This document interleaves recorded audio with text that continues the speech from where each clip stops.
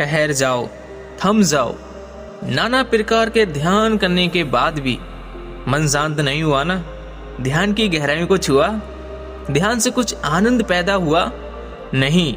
और जब ध्यान करके भी आनंद पैदा नहीं होता तो हम सोच लेते हैं कि ध्यान तो मिथ्या है, ध्यान में कुछ नहीं है, ध्यान से कुछ हासिल नहीं होता। लेकिन इतने महापुरुषों ने ध्यान की व्याख्या की है, ध्यान के बारे में लोगों को ज्ञान दिया है और बताया है, तो कहीं ना कहीं ध्यान में सच्चाई तो बसती है। वह बात अलग है कि हम उसे पहचान नहीं पाते या ध्यान की गहराइयों में जा नहीं पाते, लेकिन उसका कारण हम स्वयं होते हैं। हमारी आदतें हमारे विचार का रूप लेकर ध्यान की गहराइयों में जाने से हमें रोक देती हैं।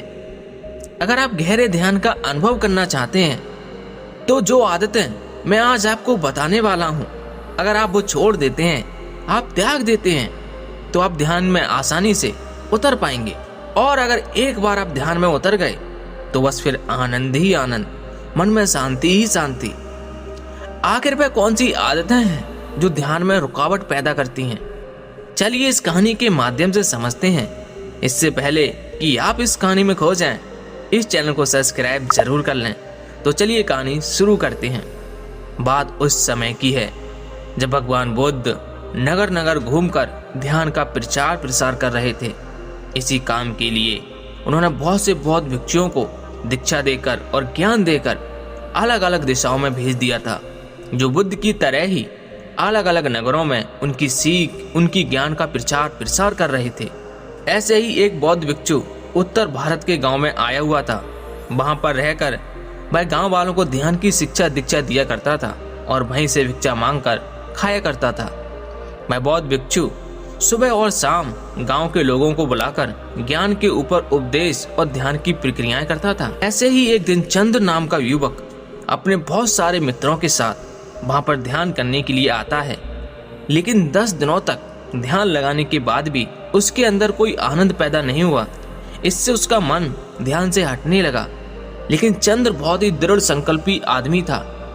वह कैसे भी करके ध्यान की अवस्था को प्राप्त करना चाहता था। इसलिए एक दिन संध्या के समय उसने उस बौद्ध भिक्षु से एक सवाल पूछा। चंद्र ने कहा कि गुरुदेव, आप हमें यह तो बताते हैं कि ध्यान करने के लिए किस तरह की शैली अपनानी चाहिए, क्या क्या काम करने चाहिए, क्या क्या आदतें अपनानी चाहिए, हमें सब कुछ बताते हैं, लेकिन फिर भी मैं ध्यान में नहीं उतर पा रहा हूँ। ये आप मुझे वो आदतें, वो चीजें बताने की कृपा करेंगे जो मुझे ध्यान के लिए अपने जीवन से हटा देनी चाहिए। मतलब वो आदतें जो मुझे ध्यान में गहरे उतरने के लिए छोड़ देनी चाहिए। यह सुनकर वह बौद्ध भिक्षु कहता है कि अक्सर इंसान को लगता है कि मैं 1 घंटे ध्यान में बैठूंगा और ध्यान में बहुत गहरा उतर जाऊंगा। और वो जब 1 घंटे ध्यान करता है तो उसे कुछ गहराइयां यहाँ हासिल नहीं होती। अब समझने की बात यह है कि ध्यान कोई खेल, कोई काम नहीं है जो आपको 1 घंटे ही करना है। ध्यान जीवन जीने की शैली है, जीवन जीने का तरीका है। इसलिए जीवन के हर कार्य में ध्यान का होना बहुत जरूरी है, वरना तो आप 2 घंटे के ध्यान में कुछ भी हासिल नहीं कर पाएंगे। अक्सर लोग ध्यान की एक दिनचर्या बना लेते हैं, उसे सुबह और शाम रोज ध्यान करते हैं। लेकिन वो ध्यान तभी कारगर होगा जब आप दिन में काम करते वक्त, उठते बैठते खाते पीते वक्त भी ध्यान के बारे में समझते रहते हैं। और उसी जीवन शैली के कारण आपका वो 1 घंटे का ध्यान गहरा बनेगा। इसके बाद उस बौद्ध भिक्षु ने कहा कि अगर तुम कुछ आदतें, कुछ निरर्थक बातें अपने जीवन से हटा दो तो भी तुम्हें ध्यान की गहराइयों में उतरने में आसानी होगी। लेकिन वह आदतें हैं क्या? और अगर ऐसी आदतें जो हमें छोड़ देनी चाहिए तो उसके पीछे वैज्ञानिक दृष्टिकोण क्या है? इस बात का जवाब देते हुए बौद्ध भिक्षु ने कहा कि सबसे पहले याद रखो कि हमारी इंद्रियां ही ज्ञान की ग्रंथशील होती हैं। हम कोई भी अच्छा या बुरा अपनी इंद्रियों के माध्यम से ही ग्रहण करते हैं। इंद्रियां मतलब आंख, नाक, कान, जीभ और त्वचा। आंखों से हम देखते हैं, कानों से हम सुनते हैं और इसी तरह से और सारी इंद्रियां के द्वारा हम ज्ञान ग्रहण करते हैं। तो ये बात यहाँ पर समझने की होती है कि हमारी इंद्रियां क्या ग्रहण कर रही हैं।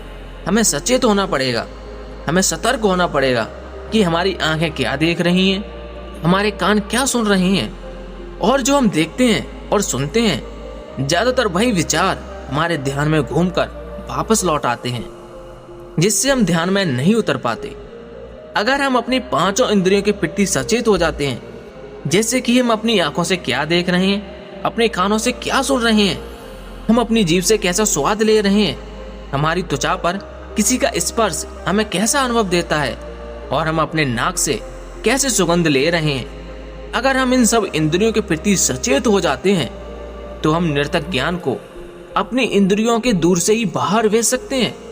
लेकिन वो तभी संभव होगा जब हम सचेत रहेंगे। जैसे कि हमें किसी ने गाली दी, हमें पता है कि हमारे कानों ने गाली सुनी, लेकिन हमने वो ली ही नहीं, हमने वो अपने अंदर जाने ही नहीं दी।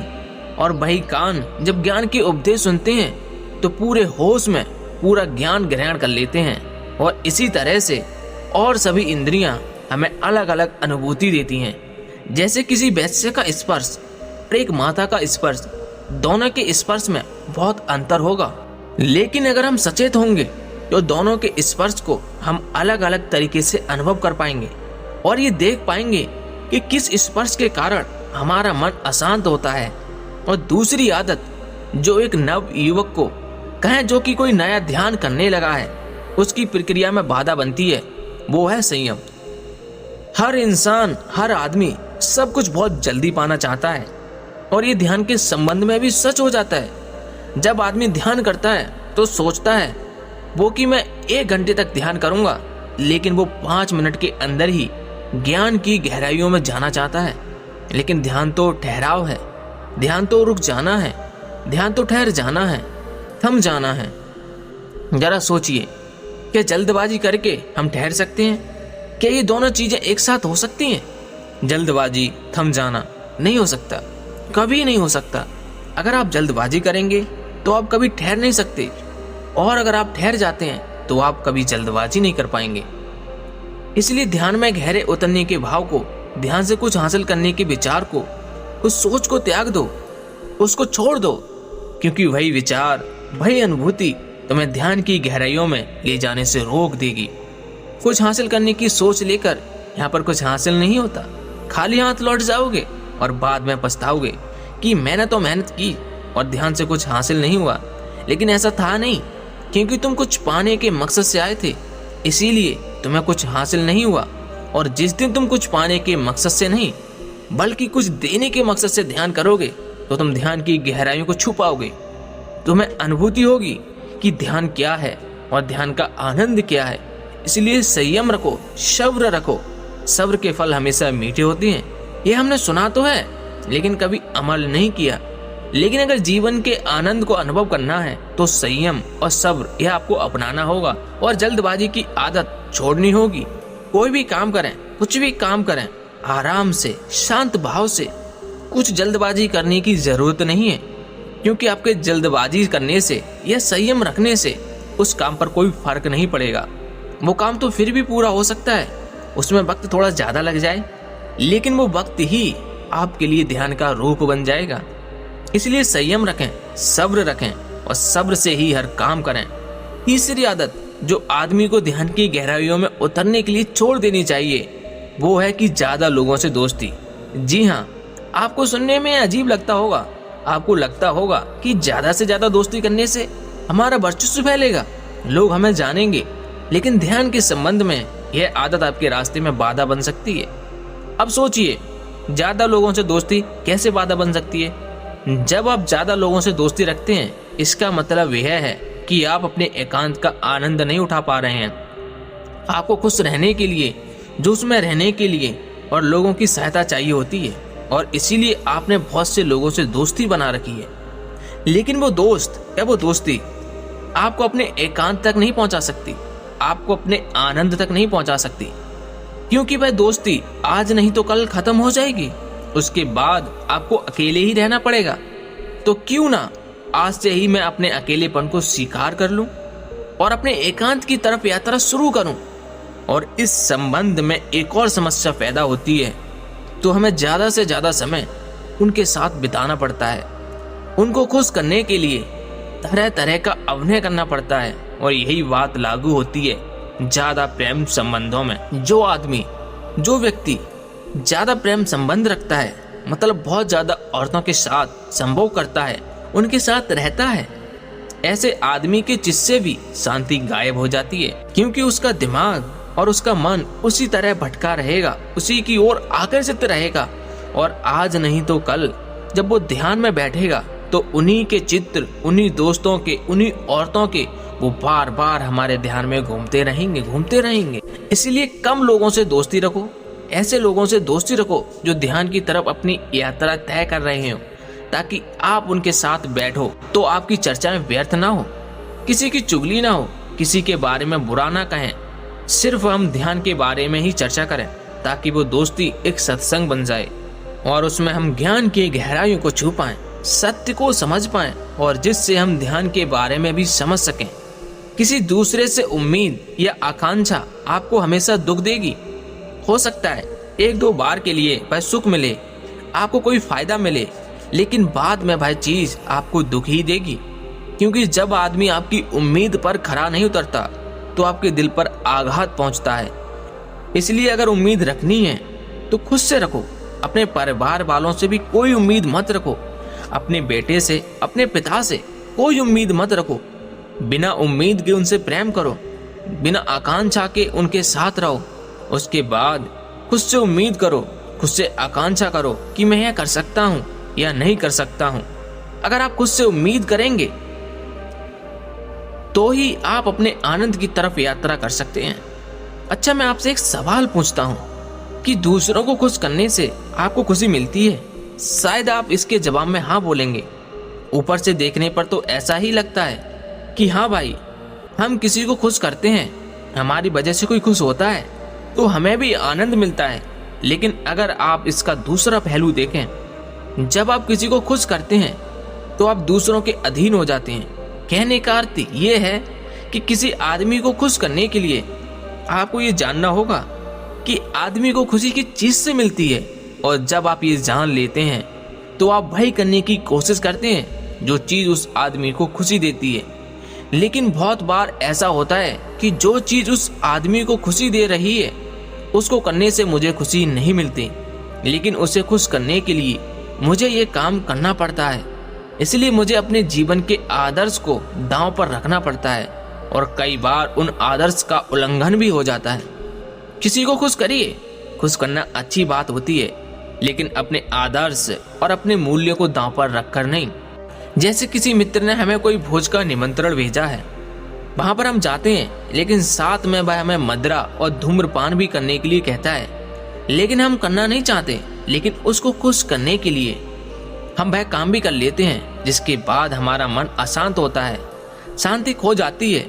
अगर आपका मन मदिरापान करने का नहीं कर रहा है तो कोई मतलब नहीं बनता कि आप दूसरे को खुश करने के लिए वही काम करें जिससे वो खुश होगा। भाई, मैं मदिरापान करूंगा, उससे आपको खुशी मिलेगी, इस बात का क्या संबंध है? इसलिए अज्ञानता के अंधेरे से बाहर आएं, समझें, देखें, विवेक का इस्तेमाल करें, बुद्धि का इस्तेमाल करें। आपको सब कुछ खुद ही स्पष्ट नजर आने लगेगा। मेरा काम आपको शिक्षा देना नहीं है, कोई प्रवचन देना नहीं है, बल्कि आपका विवेक जगाना है। और जिस दिन आपका विवेक जाग गया, आपको किसी को सुनने की जरूरत नहीं पड़ेगी। आप खुद के गुरु स्वयं होंगे, और उसके बाद आपको कोई धोखा, कोई फरेब नहीं दे पाएगा। अगर अज्ञानता से बाहर आना है तो एक छोटी सी प्रक्रिया हमेशा हमें करते रहने चाहिए। अपनी श्वास के प्रति, अपने सांसों के प्रति सचेत रहिए। अगर सांस छोटी जा रही है तो हम जान रहे हैं कि सांस छोटी जा रही है, अगर सांस लंबी जा रही है तो हम जान रहे हैं कि सांस लंबी है। और वो सांस नाक के कौन से हिस्से से टकराकर बाहर आ रही है, इसके बारे में भी हमें सचेत होना होगा। इस क्रिया को कुछ भी काम करते वक्त अपने दिमाग में रखिए। इसके बाद आप ध्यान को धीरे धीरे हासिल करने लगेंगे। आपका अज्ञानता का अंधकार विलीन होता चला जाएगा। इसके बाद आप ध्यान की गहराइयों में जा पाएंगे। तो दोस्तों, कैसी लगी ये कहानी आपको? कमेंट सेक्शन में जरूर बताएं, और अच्छी लगी हो तो इस चैनल को सब्सक्राइब जरूर कर लें तो चलिए मिलते हैं अगली कहानी में, तब तक के लिए अपना ख्याल रखें। नमो बुद्धा।